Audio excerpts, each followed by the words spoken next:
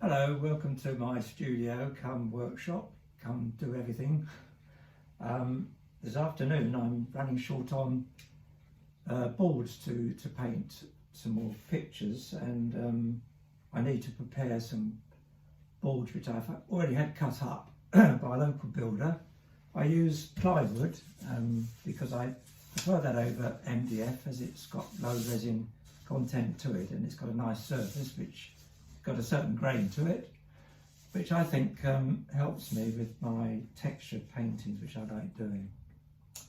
Now the board's cut up very nicely by a local company, and I usually paint in two sizes. The smaller ones are in 40 by 40 centimetres, and my larger ones are 60 by 60, and I get them out of a sheet of 8 by 4 plywood. So it's quite an economic way of buying a surface to paint on. I've always liked hardboard because I scratch in quite a lot with my paintings, and I like a resilient surface. Now plywood's very good, but it does tend to warp a little bit. This is a painting which I've painted and sort of finished now. It has two things really, a grey primer backing, and also to stop it further warping once it's done, I affix a border frame to it which is glued under pressure, and that stops it going any further. Obviously in the front surface I put a gesso primer, or several coats, and I use that for acrylic painting, which is my chosen medium. So that's the finished painting, but just to prepare the work I've got to do this afternoon, I need to go through and make the boards suitable for progressing further. And as I mentioned before, when they're cut up, they come back sometimes with quite a sharp edge, which you can get a splinter from if you're not careful. So what I do is I set up a block of wood here with some clamps. I put my board towards it, and just using a flatbed sander, give it a couple of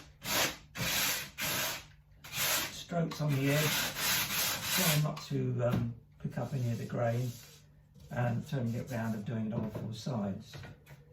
Now once I've done that, turn it over, might have to do something to the back.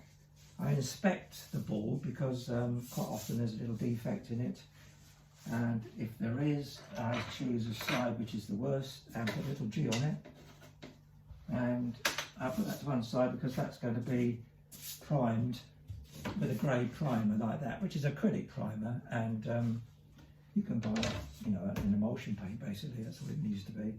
But if you do a water-based backing, you're obviously going to use an acrylic water-based front, so the two should even up more or less. So I'll put that down for later, and I was going to show you how I make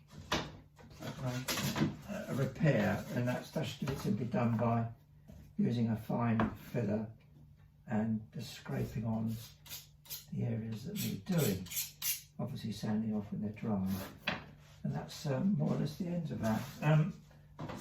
So I've got quite a lot more to do. I'll get on and do that now, but I hope you find that interesting. I have done another video about priming boards with gesso, and I might show that at a later time. So I hope you found that interesting, and if you too use boards, this is a good way of going about it, making them right. Thanks for looking.